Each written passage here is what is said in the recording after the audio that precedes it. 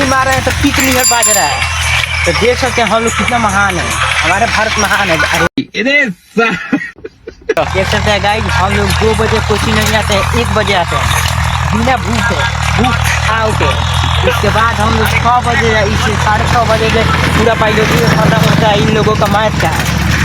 इसलिए मैं ये लोग रुका रहता है सब हम लोगों के लिए। देखिए खास फ्रेंड है, खास फ्रेंड बोका का सवारी करता है, खाता है नून भाई। इसके खास बातें हैं, देख सकते हैं वीडियो रिकॉर्ड कर रहा है। लाइक और सब्सक्राइब सब कुछ करें। हम लोग बहुत आर्थिक स्थिति खराब है, साइकिल नहीं स्कूटर से आते हैं, क्या साइकिल है। और क्या बताएं, देखो रोड कितना मस्त है। और कुछ ये बोका का सवारी करता है, इसका खासियत बात है।